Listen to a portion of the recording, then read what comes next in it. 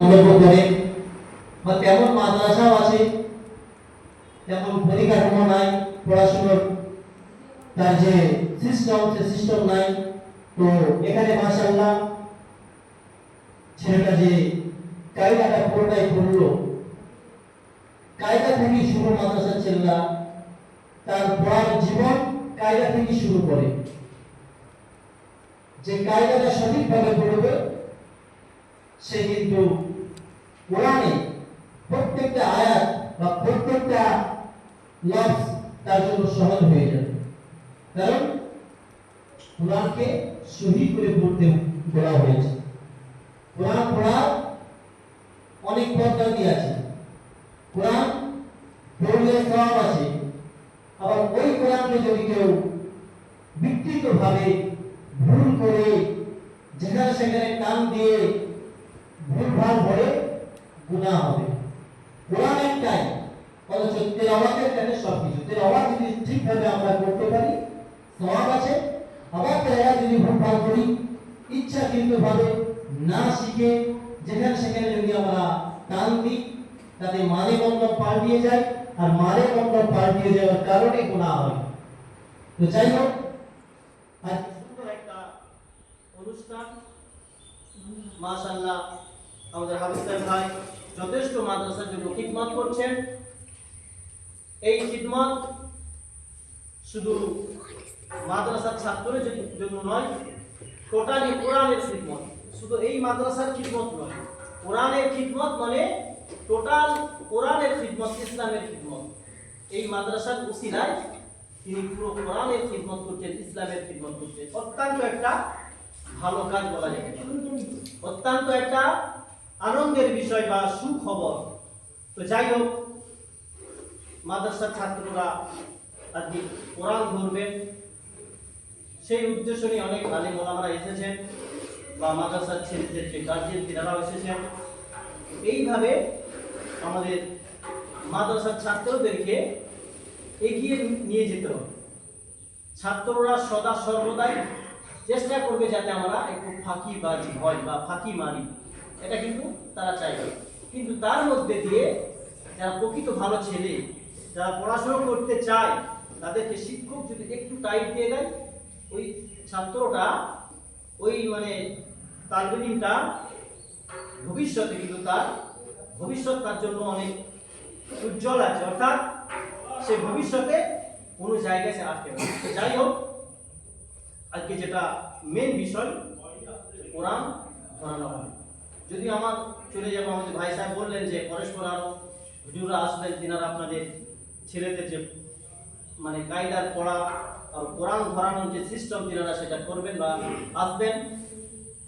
তো কোরআনের প্রতি আমাদের মহাব্বত রাখতে হবে, ইসলামের প্রতি বা আমাদের এই কোরআন নিয়ে অন্য ধর্মের লোক তো কথা বলছে, আমাদের মুসলমানদের মধ্যেও কোরআন নিয়ে মাদ্রাসা নিয়ে কুমন্তব্য অনেকে শোনা যায়, অনেকে বলে। কিন্তু না, কোরআন আল্লাহ পাকের বাণী, আল্লাহর কালাম, আগেও ছিল আজও আছে। সেই কোরআনকে আমরা যতটা আমাদের মহাব্বত করা দরকার আমরা করতে পারি না। কোরআনকে আমাদের যতটা সহিভাবে পড়া দরকার হয়তো আমরা ততটা পড়তে পারি না। তো পড়তে গেলে আমাদেরকে এই জায়গায় আসতে হবে, কারণ নবী পাক সাল্লাল্লাহু তাআলা আলাইহি সাল্লাম বলেছেন, যে জায়গাতে কোরআন তেলাওয়াত করা হয় সেই জায়গাটা আল্লাহ পাকের রহমত বর্ষিত হয়। বলুন সুবহানাল্লাহ। যে জায়গায়, অর্থাৎ কোনো ঘরে যদি কোরআন তেলাওয়াত হয় সেখানে সেই ঘরটাই আল্লাহ রহমত বর্ষিত হয়। আর ঘরে প্রত্যেকটা দিন মাদ্রাসার মতো কোনো জায়গায় কোনো বাড়িতে হয়তো তেলাওয়াত হয় না। প্রত্যেকটা ঘর হয়তো দুদিন একদিন কেউ তেলাওয়াত করে, কিন্তু মাদ্রাসায় এনি টাইম সব সময়ের জন্য কোরআন তেলাওয়াত হয়। অর্থাৎ এই জায়গাটা সব সময়ের জন্য আল্লাহর রহমত বর্ষিত হয়। বলুন সুবহানাল্লাহ। সেই জায়গায় আমরা এসেছি, মাদ্রাসার তালবিলরা কোরআন ধরবে। তো পার্শ্ববর্তী এলাকা বা আরো যারা আলেম ওলামারা আছেন, আমাদের উচিত এই শিক্ষা প্রতিষ্ঠানকে আরো এগিয়ে নিয়ে যাওয়ার জন্য আমাদের চেষ্টা করতে হবে। আর আমরাই যদি পিছিয়ে যাই, মাদ্রাসা পিছিয়ে যাবে। মাদ্রাসা পিছিয়ে যাওয়া মানে এই সমস্ত ছোট ছোট বাচ্চারা এদের যে ইসলামিক একটা কালচার সেটা থাকবে না। বাস্তবিকতায় ইসলাম যার যে শিক্ষার ভিতরে ইসলাম নাই, সে শিক্ষার কোনো দাম নাই বলা হয়েছে। আপনি যতই শিক্ষিত হোক, আপনার ছেলেদেরকে যতই শিক্ষিত করুন না কেন, যদি তার মধ্যে কোরআন শিক্ষা যদি না থাকে, ইসলামিক শিক্ষা যদি না থাকে, কোনটা হালাল কোনটা হারাম সেই জ্ঞানটা যদি না থাকে, কোনটা বৈধ কোনটা অবৈধ যদি জানার মতো ক্ষমতা না থাকে, আপনি যতই ইঞ্জিনিয়ার করুন, যতই ডাক্তার করুন, সেই শিক্ষার কোনো দাম নাই।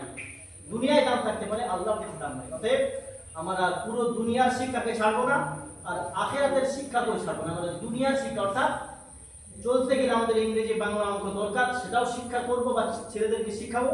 পাশাপাশি আমরা এই ছেলেদের যে কোরআন তেলাওয়াত, হাদিস, ইজমা, কিয়াস, আরো যে সমস্ত আমাদের শরীয়তে আমাদের হুকুম আহকাম পালনের জন্য যে সমস্ত মানে কিতাব আছে, সেগুলো আমাদেরকে ছেলেদেরকে শিক্ষা দিতে হবে।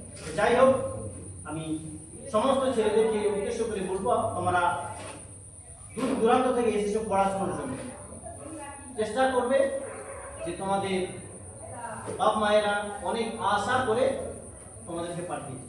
কিসের জন্য? না তোমরা মাদ্রাসায় করে হাফেজ হবে, কোরআন মুখস্থ করবে, সে কোরআন মোতাবেক তোমরা চলবে বা অপরকে চলার জন্য বলবে, সে আশা করে তারা পাঠিয়েছে, অন্য কোনো উদ্দেশ্য নয়। অতএব তোমরা তোমাদের মা বাবা বা অর্থাৎ শিক্ষকরা যে মেহনত করছে, কষ্ট করছে, তাদের সেই মেহনতের ফল অনুযায়ী তোমরা তার একটু চেষ্টা করবে, মেহনত করবে, যাতে এই মাদ্রাসা থেকে ভালো ছাত্র হয়ে বেরোতে পারো। এটাই সবচেয়ে বড় কথা। তো যাই হোক,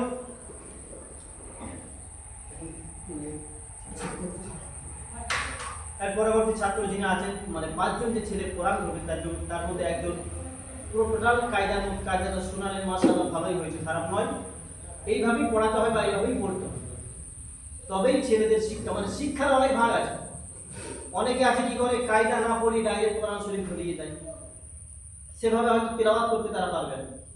অনেক হাফেজ আছে, হাফেজের মধ্যে কোয়ালিটি আছে, অনেক আলেম আছে, আলেমেরও কোয়ালিটি আছে। ঠিক সেরকম এই যে কায়দা পড়লো, এই কায়দা থেকে শুরু করলো, পরবর্তীতে যখন কোরআন তেলাওয়াত করবে, এই কায়দা অনুযায়ী সে কোরআনকে পড়বে। মানে কোরআন কোথায় কিভাবে আছে, কোথায় কোথায় টান হবে না হবে, ডাইরেক্ট কোরআন করে সেটা সম্ভব না। এই কায়দাকে ফলো করে সে কোরআনটাকে তেলাওয়াত করতে পারবে। অতএব সেই কায়দা যখন সঠিকভাবে করতে পারছে, তার কাছে কোরআন তেলাওয়াতটা অর্থাৎ সহি করার জন্য অনেকটা প্রচেষ্টা সহজ হয়ে যাবে। তো এইভাবে পরবর্তী যে আছে, মানে কোরআন শরীফ ধরবে, তাকে আমি এখানে আসার জন্য অনুরোধ করছি, সে এখানে আসবে।